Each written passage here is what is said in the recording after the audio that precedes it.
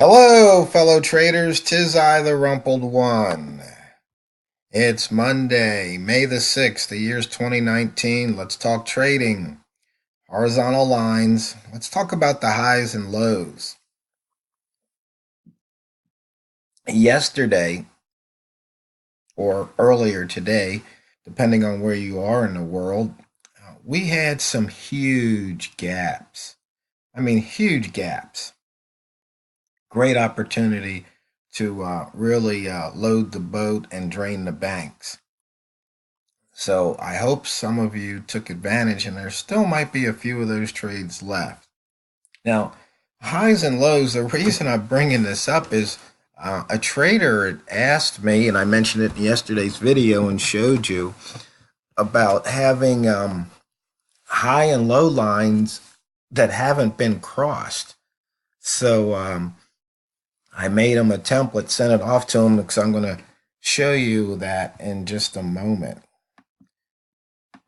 But as usual, I'm going to talk about money and risk management just for a few moments because it's really important on both sides of the fence. Meaning, not only do you want to protect your account from losing, but you also want to protect your account from not experiencing or taking the profit when it's available.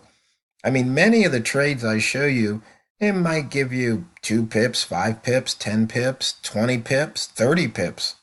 But then, if you look back, those gains, if you hadn't taken profit, would have evaporated because things would have been right back to where they started, or maybe worse. Maybe you'd be experiencing a slight drawdown. So, in part of your money and risk management has to be taking profit when it's available.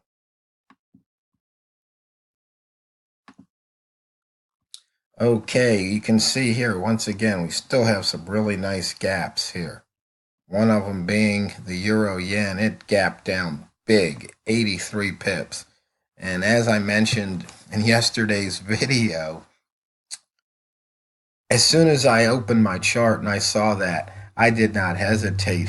I just jumped right in the trade, and it went up and then it came back down, but I had already taken some profit based on the wicks, and then I jumped back in again and I've taken more profit.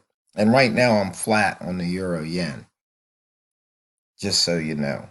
But as I'm showing you right here, there are a bunch of gaps that are still open. They haven't been filled yet. And you can see here that gap on this daily chart right here. Once again, we opened way below the previous day's midpoint, just like the day before opened way below. But we're moving up. So far, because it's the first day of the week is green, daily's green, but the month is still red. So we're still down for the month. And looking at the first days of the month and the year and the week, you see we're still in that first day of the week. We've gotten back in the range of the first day of the year, but first day of the month, and here's the monthly open, we're way out of that. So maybe we can get back into that range. I don't know if you've noticed it or not, and maybe I might have to do a frequency distribution. We'll take the first day of the month, and then we will see if where the monthly close is it inside the range or outside of the range? Is it above it or below it? I think that might be a very interesting distribution to see how many times it goes back into that week, closes within that first day of the week's range. I have no clue if it's going to be, greater than 50 or less than 50. That's why you have to run statistics. But I think it might be really interesting. It might even have to break it down by day. How many day, this Tuesday close within the range. Does Wednesday, Thursday, Friday. Might be interesting. I don't know when I'll have a chance to do it, but I think I might take a look at it. And we're under all the opens for this year. The first day of the month, first trading day of the month opens. And you can see where we are in those ranges. We're out of those ranges except for the first day of the year here, first trading day of the year. You can see we've gotten inside the inside bar, that monthly inside bar that happened 1 month ago. And you can see we're approaching the week that happened 1 week ago. The daily inside bar happened 4 days ago. 1, 2, 3, 4. And we're still about 35 pips away from that range.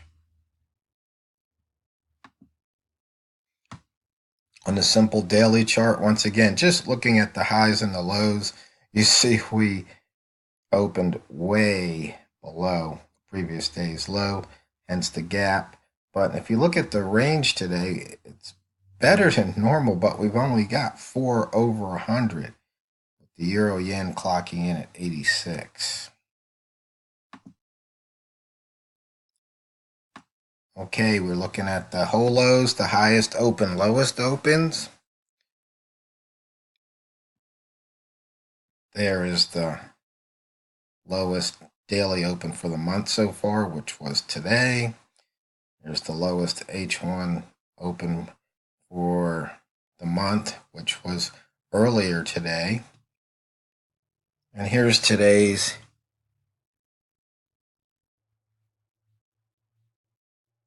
highest open, H1 highest open right there.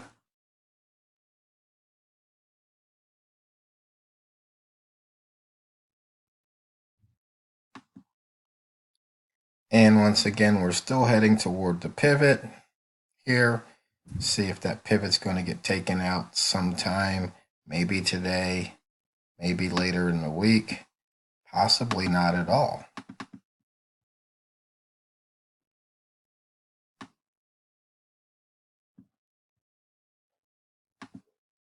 Okay, we've got red rat reversal time right here. We're in the red rat zone. You can see looking to go short if you want to take that, but you've got the biases.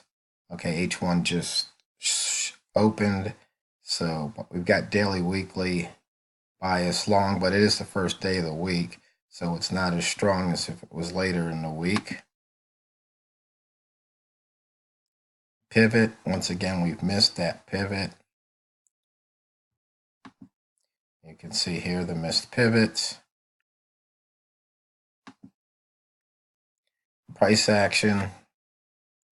Right now it's calling for a short, so Larry live trade short at 124.1.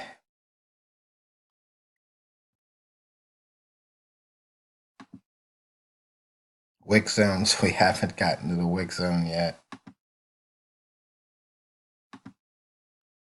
And you can see here on one of my favorite trading screens, just taking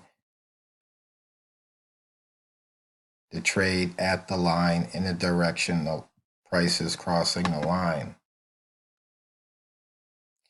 On the tick chart, it's nothing definitive here. A lot of chop. There was one little trigger there, but as you can see right here, this looks like a place of quote-unquote support, which we will get into right now. Okay, here's that template that I made for the trader that asked, and it's just basically the HL5 TRO HL5 indicator, kind of a Swiss Army knife here. We've got show high and low turned on. And the trick of this one right here is only show the lines that haven't been crisscrossed. So if I were, let me turn that off so you can see what the difference is. Okay, only show not crisscrossed.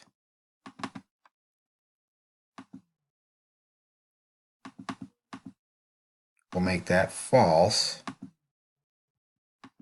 And you can see you've got a lot of lines on the chart because it's showing every weekly high and low for the last 150 bars.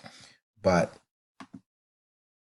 we want to see only see the ones that have not been crossed.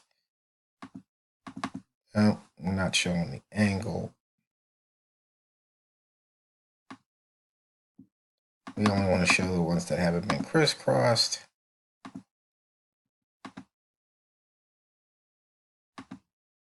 And there you have it.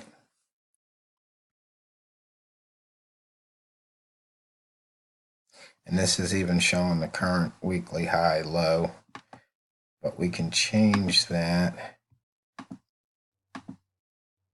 simply by changing the shift or starting with bar.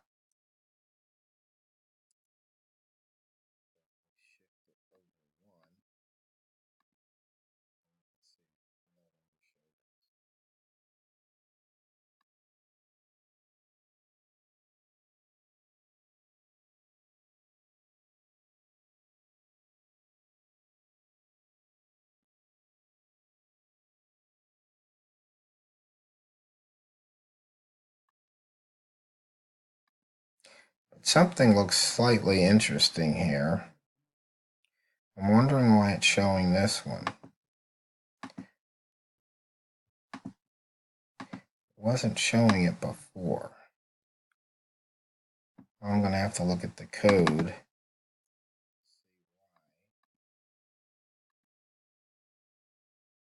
Interesting. I'll have to check that out. But you can see here.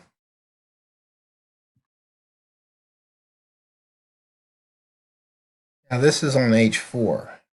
So let's just show you what it looks like on the week so you can see what highs and lows are being shown, what weekly highs and lows are being shown. And you can do this on daily. You can do this down to the 1 minute. And in fact, that's what I want to show you. We shift this chart to 1 minute and we shift this also. Well, we'll just shift it to current.